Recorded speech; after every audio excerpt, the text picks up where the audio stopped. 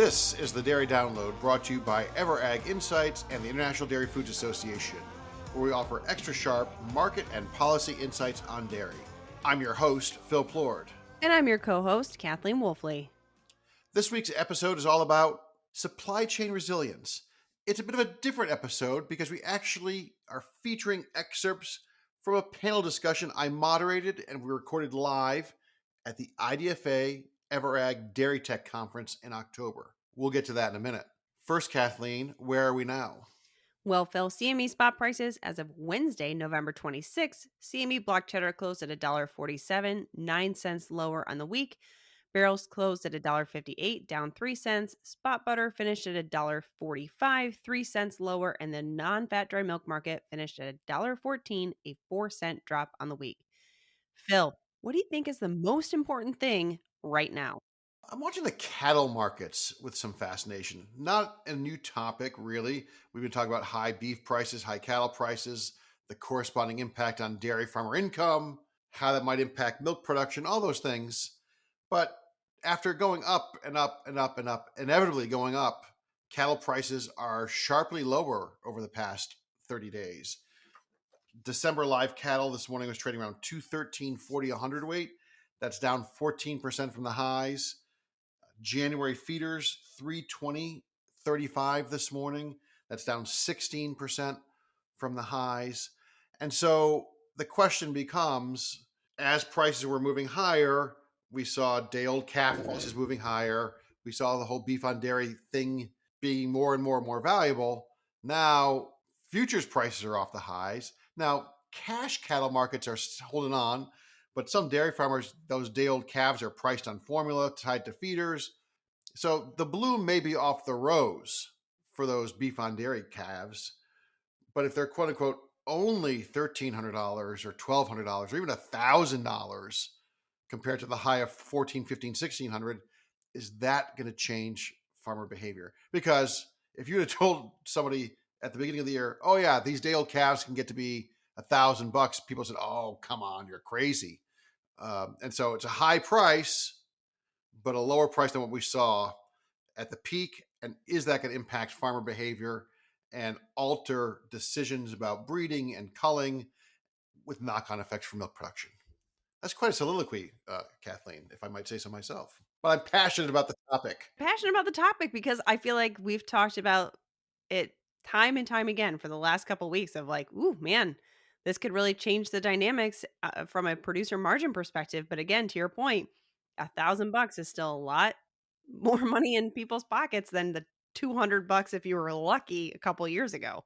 Yeah, and it's pretty clear that President Trump has a thing about high beef prices, and we've seen these measures unfold that have had the impact of knocking down the futures markets, but we still don't have more cattle. And so there's a whole fundamental story, investment story, political story playing on the background. So could we be lower? Could we be higher? I mean, it's not over, and it's kind of fascinating every day. What's your most important thing right now? I'm going to stick with the producer theme too. And I think the most important thing is dairy producer risk management. It's pretty clear we have lower prices heading into 2026 than what we started 2025 with. Class 3 and Class 4 futures for the first quarter are looking at sub $16 per hundredweight, which if realized, if I go back in my spreadsheets far enough, would be the first time that both 3 and 4 are below that $16 threshold going back to 2021. So, with lower prices ahead, we're certainly talking about potential margin pressure and what that means for milk production. However, I mean, I would always argue that it takes longer than we think to see meaningful change. And I think that whole cattle discussion goes along with that. But I wonder if because a greater proportion of US milk production is now covered via some risk management program, think the Dairy Revenue Protection Insurance Program or DMC or the tried and true futures and options market, does it take longer for producers to really feel the full effect of lower prices? And do we ultimately just keep kicking the can down the road on adjustments to milk production here in the US because of those risk management programs and because of the high cattle prices? Yeah, I think that, look, when we're wearing our EverEgg hats, we are in the risk management business, full disclosure, all those things. But we believe in it because it tends to work. especially the insurance products.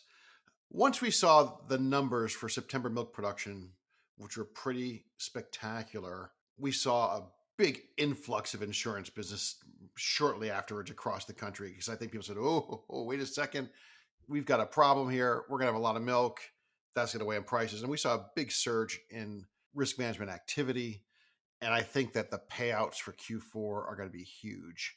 And so, to your point, dairy producers will be that have been managing risk will benefit from that. Certainly for Q4, even for Q3, there's some benefit, some payouts.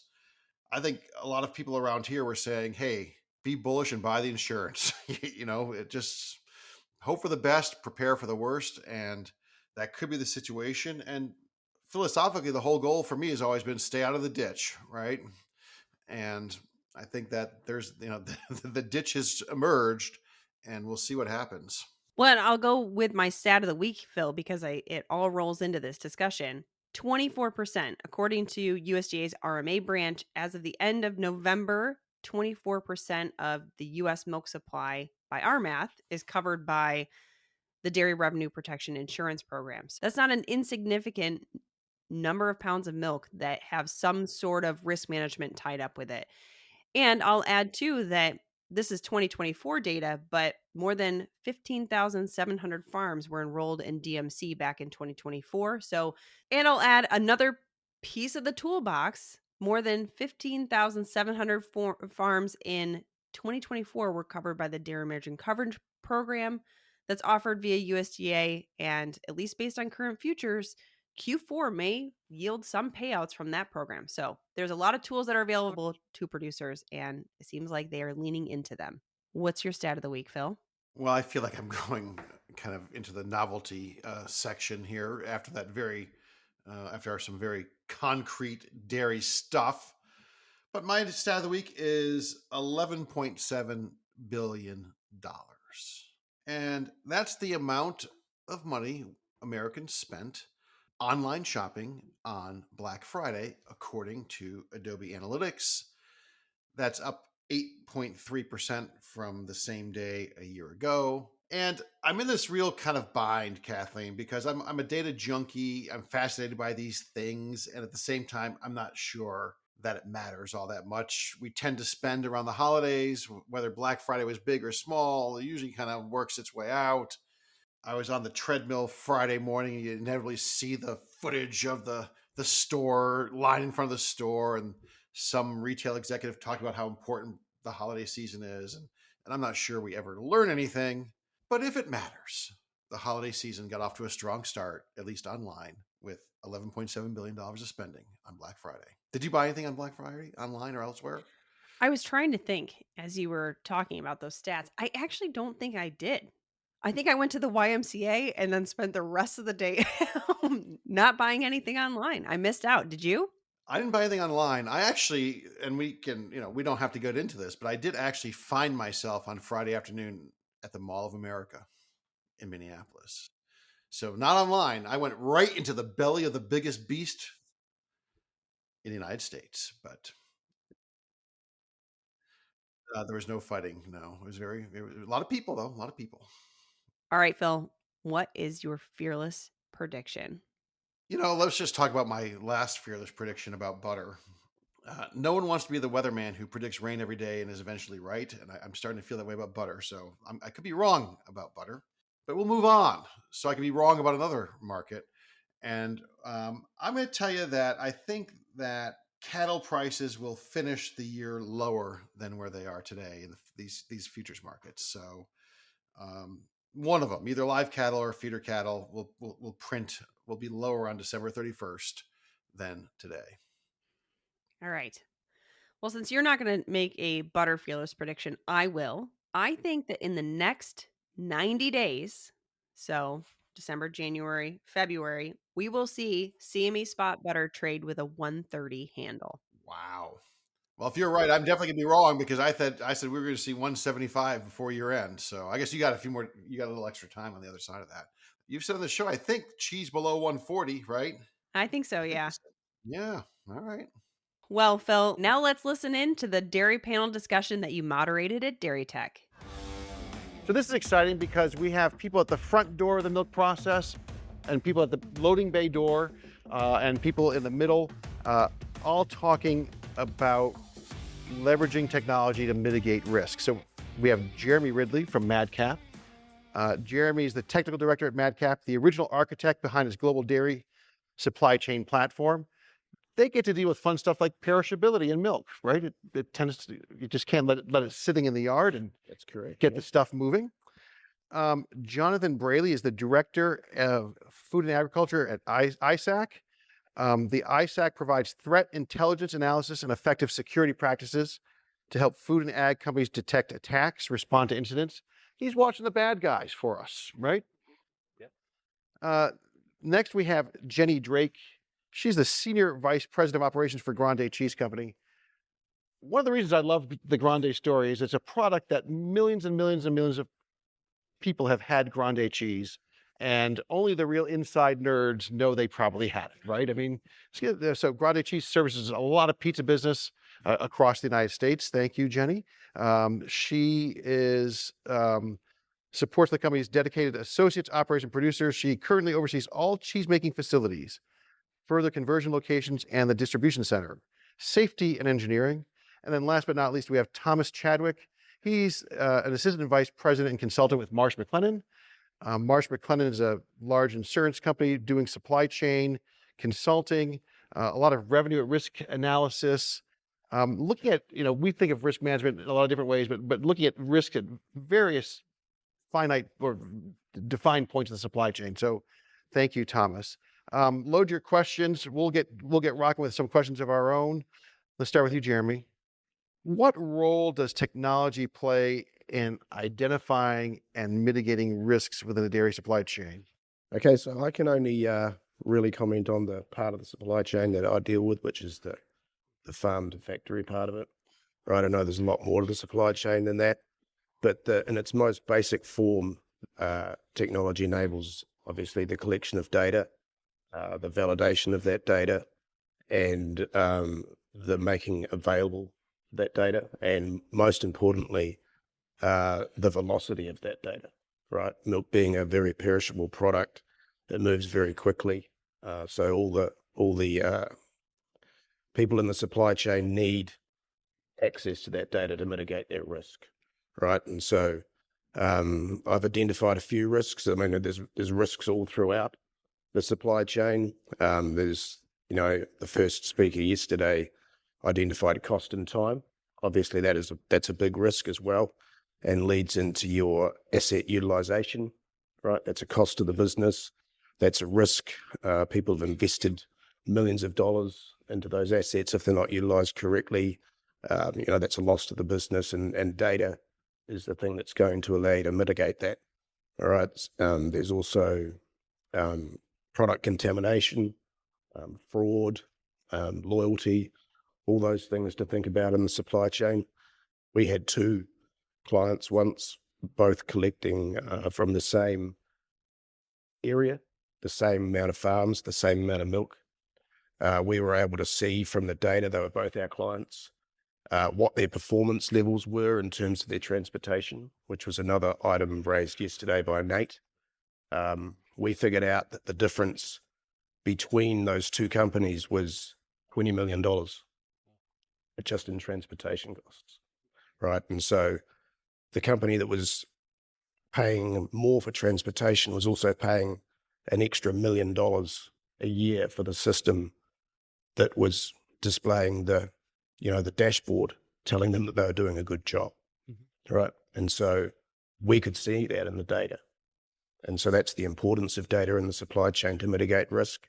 From a plant perspective, Jenny, how are you using technology in those regards? As far as managing security, et cetera? All the above. Yeah, so You define risk how you wish. yeah, so if I think about risk within our facility, I have a unique perspective because the first 20 years I served in the IT department. And so I have a great appreciation for the efforts that they put forward. There's a couple different ways that I know we provide security is ensuring that we're monitoring our vendors and they're following compliances, ISO, things like that. up front, making sure that we're also building in security on new innovations and not waiting until after implementation has happened. And then certainly continuing to train our associates. Associates can be probably the kindest and most gullible as users, and they think everything's innocent. So making sure that they are suspicious of, opportunities that we might see for security threats certainly is helpful. And then, we have an approach of kind of a zero tolerance for authentication. Like we just don't let anybody connect to our network. So trying to minimize outside threats that way has been important for us too. So Thomas, you work and consult on the various platforms and methods and processes for managing just that, right? Do you have, can you share examples of some of the tools and platforms that make that job easier, if you will, or more robust? Yeah, absolutely. I think that we've heard today already, there's been many different kinds of challenges that new platforms, new technologies are starting to solve, whether that's traceability efforts, whether that's data interoperability, whether that's managing sensors. Where I come from is there's been a new, recently we've been able to see and aggregate data in such a way that we're able to get full visibility into supply chains by looking at shipping manifests and tracing how goods are flowing through the supply chain. And so there are a number of companies that are aggregating all this data from logistics and shipping companies.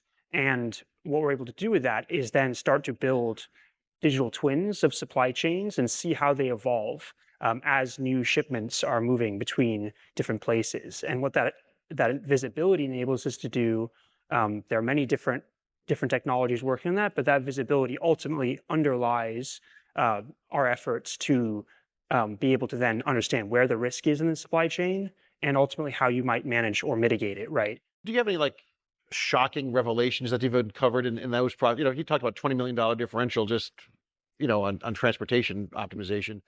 Anything shocking in terms of what you found in some of those efforts of whoa, that you and or your clients have been surprised by? Yeah, absolutely. I think that what we always find is when we go through these mapping exercises is that companies will think, I don't have much visibility exposure in these areas in the world, right? Or I'm not buying products from Russia, right? Since then, we've had a lot of people, a lot of chief legal officers, right, who are suddenly shocked to find that there are compliance violations that are happening because having that visibility in the supply chain is only just starting to be possible to trace those.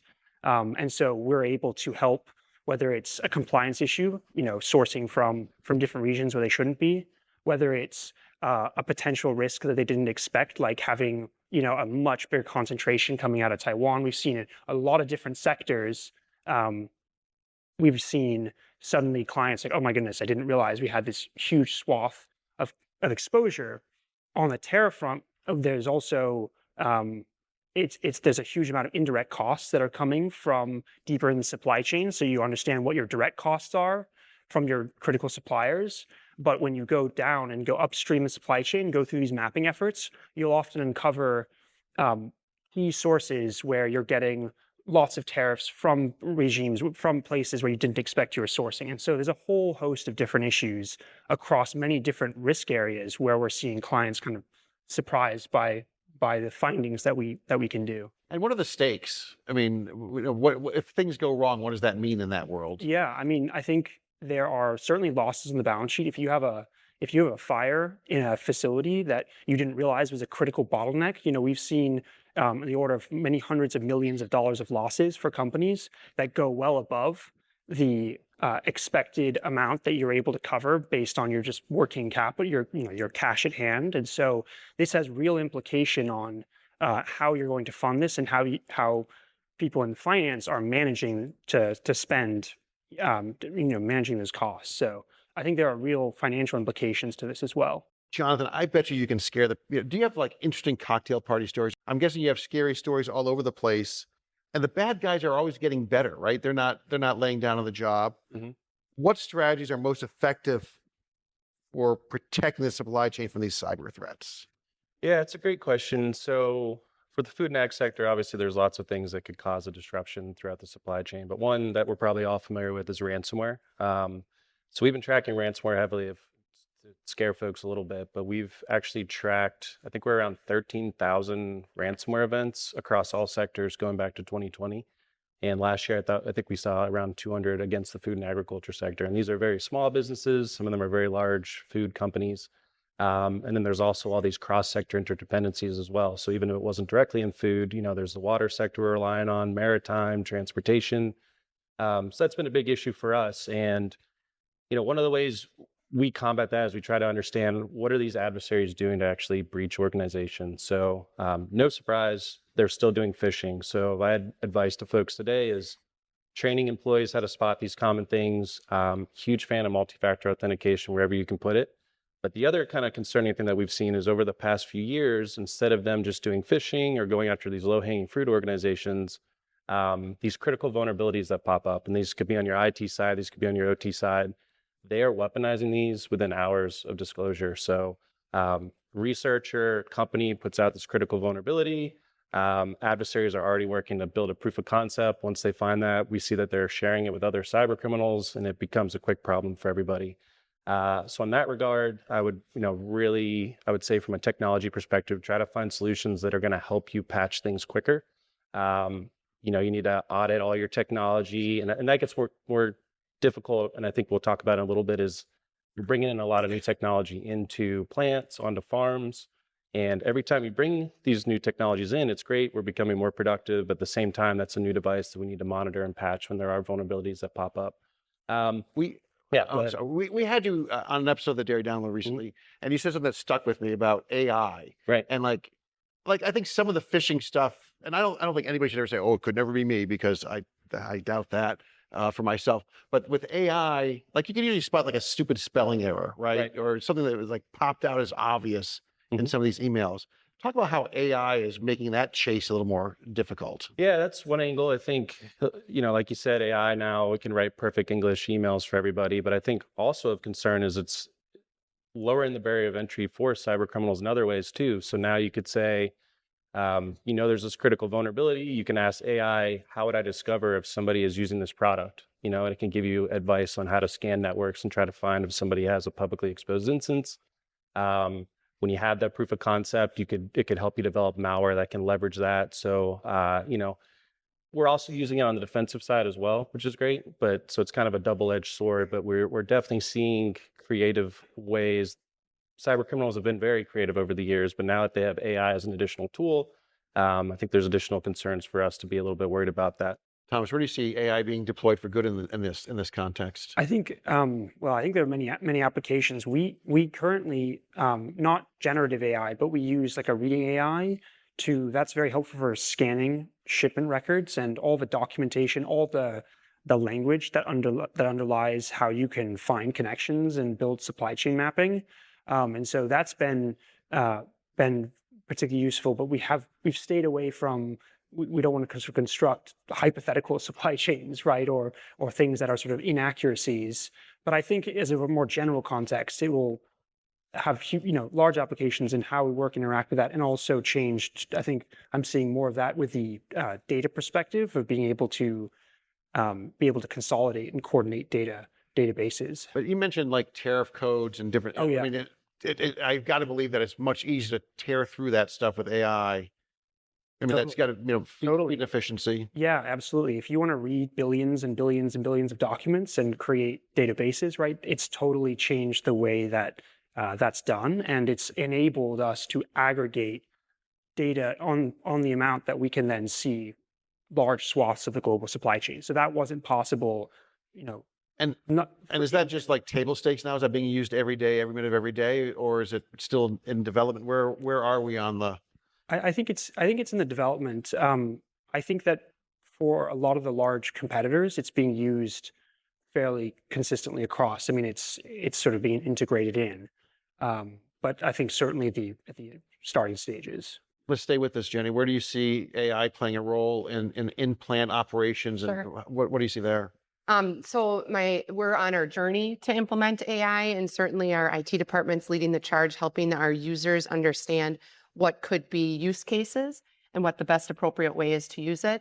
To this point, I think we're finding some value in it being another tool that our users can use to find efficiencies versus parsing through the data on their own. In our organization, I don't foresee it replacing jobs, but probably helping those users not do that manual work so then they can do other value added work. Within the facilities, we're still trying to figure out how it can be supportive. I don't feel like from a cheese make process standpoint, it's going to provide a lot of value. However, again, if we get back to how we analyze our quality data or our safety data, that'll provide significant efficiencies as well as within our logistics. You kind of look at it as a tool that never sleeps. So how do you use it when associates are busy doing something else? There could be applications within our farms for it to help monitor cow health and flag issues that maybe that the AI agent is seeing. And so we're just slowly starting to figure it out. Dairy always seems to be a little bit lagging on some of that adoption, and probably rightly so. But we want to be thoughtful on it. So New Zealand has a dairy economy that's very export focused and a dairy farming system that's very much pasture based. So we got a question from the audience that is along that pasture. How you have a high level of productivity in a pasture based system. Do you see technology that's enabled that success? And then also from an exporter perspective, is there anything that technology is helping with in New Zealand's role? A huge amount of volume leaves New Zealand for other destinations. Talk about technology in that context. We had the session yesterday on the on farm activities in America. I think the what we do on farm in New Zealand is relatively the same. They do a lot of work with genetics in New Zealand to breed certain types of animals that produce a lot of milk. I'm not really involved in that area, but they do a lot of research to ensure that happens.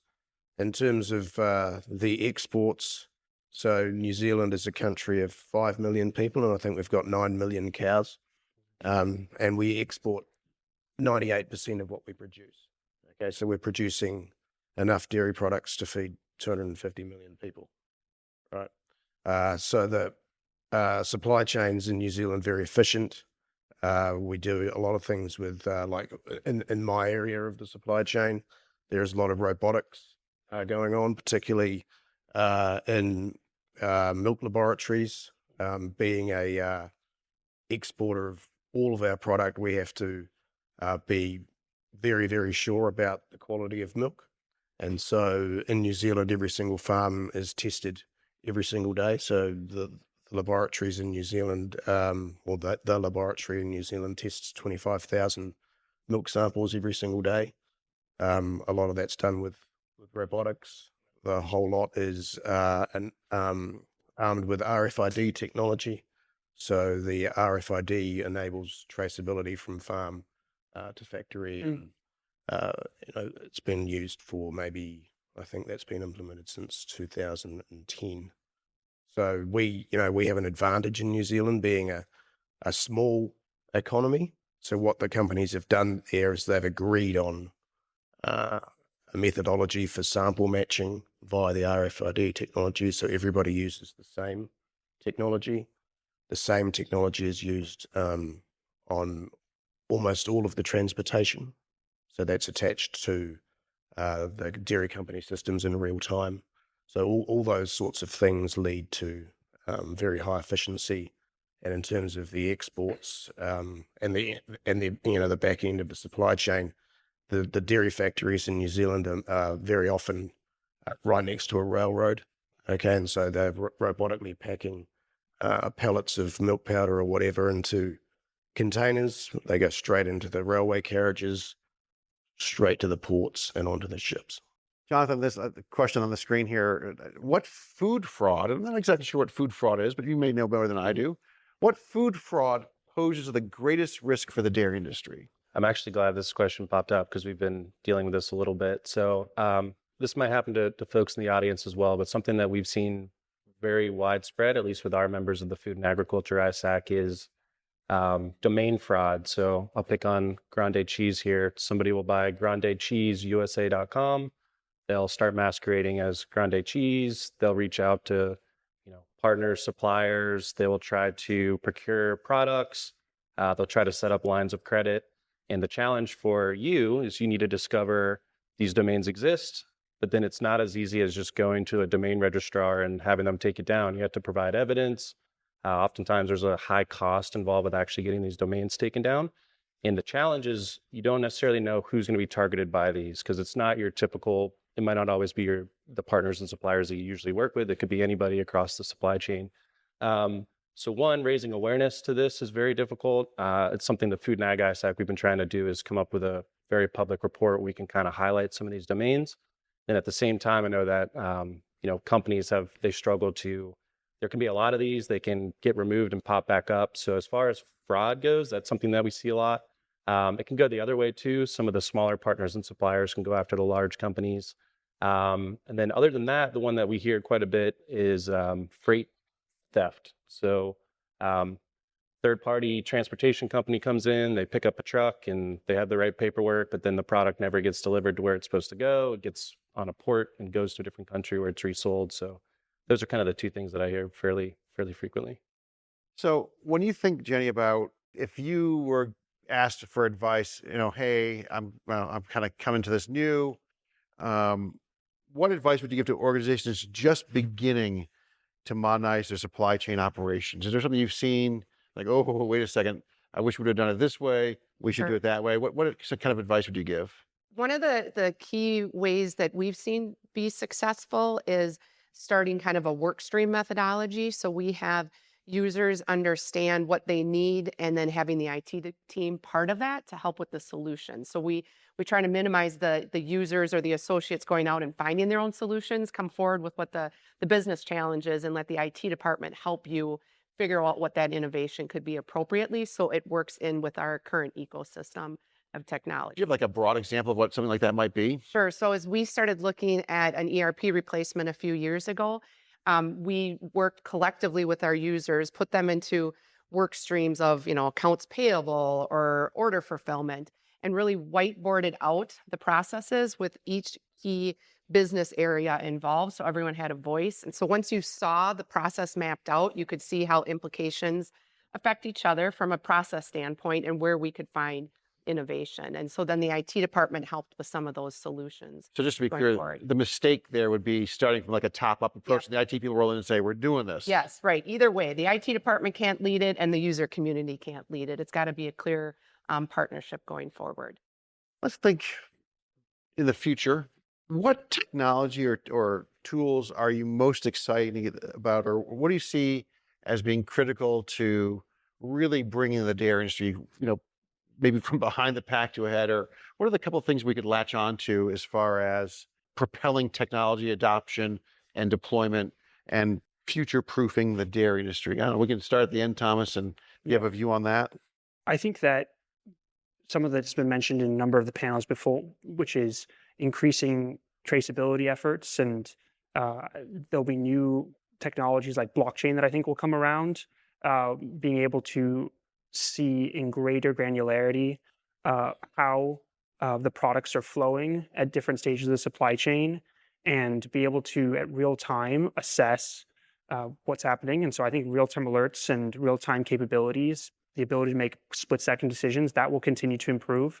And then I think I think that what we touched on before, having in our risk and resilience discussion that we're having today, often we segment those two too much. We think there's a sort of technology side where I'll let the technology kind of evolve and give me all the answers. And what I think we have to do is step back and be able to coordinate across different functions in the business and say, okay, we've got supply chain or procurement, right, that are managing these things. They understand how goods are flowing. They understand what we're buying and not buying. But there are other parts of the business, like the risk side or the compliance side, that have extremely valuable perspectives. And so I think also, in addition to sort of technological improvements that are going to give us, a lot of visibility and views on how to control how that supply chain works and see where those risks are happening real time, we have to then be able to, not just sort of uncritically think about it from technology, like from much of our conversation with AI this morning. We have to be able to sort of organize as different parts of the business and say, how are we going to focus on what's critical, make sure we're ensuring or taking mitigation actions on the other critical parts. So I think that's also a critical part of it. Jenny, give that a crack from a grande perspective. Sure. So from a cheese make or production facility, I certainly agree with blockchain because being able to manage that from farm to fork traceability will be important. But then I build on it and also include technology that exists already, Internet of Things. How can we get better at taking advantage Right. of these sensors on Right. equipment so we can help with predictive maintenance and ensure that we're making the trademark quality product that we desire every day? Jonathan? Yeah, I'm going to take a little bit a different approach, and obviously there's a lot of technology, but one thing I wanted to kind of leave folks with as well is I'm in the information sharing business, right? So I guess my call to action for folks today is from a supply chain perspective. When you guys do have an incident or you block something, is being able to share that. So you guys are members of IDFA, so pushing stuff to them to distribute to other people, going to your own supply chain and saying, hey, watch out for this. Sending something to an ISAC or joining an ISAC, I think, is huge to try to, the more eyes we have on it, we're all dealing with the same threats, we all have the same challenges. So, I'd encourage people to share more. Jeremy, you had the first word today. We'll give you the last word. Oh, excellent. So from my perspective in the supply chain, traceability is a big issue here going forward. Traceability is about obviously tracing from farm to tanker to compartment to silo to factory and then whole product, right? You can put that in a computer system, you can type stuff into a mobile app, but you've also got to be able to prove it as well, right? It's not just in the computer system. And so you can start leveraging an older technology like GPS in trucks, right? That's been around for a long time, and it was really cool that we could see where the truck was and how fast it was going. But now you can use the breadcrumbs from where they've been, and you can marry that up with your traceability. You can prove it, so you can prove it in two ways. So those types of technologies are really going to underpin traceability in the supply chain. Well, thank you for that, Jeremy. Thank you, everyone on the panel, for some thoughtful answers. And thank you for some thoughtful questions and for being here today. That's a wrap for today's show. As always, we want to thank our production team, Matt Herrick, Mariah Minnick, Andrew Jerome, and Jeff Cullen at IDFA, and Abby Bauer over here at Everag. If you are interested in what Kathleen and I do for our day jobs, check us out at ever.ag. Remember, if you enjoy the show, hit the subscribe button and leave us a favorable review on your favorite podcast platform. Thanks for listening to the Dairy Download. Until next time, stay sharp.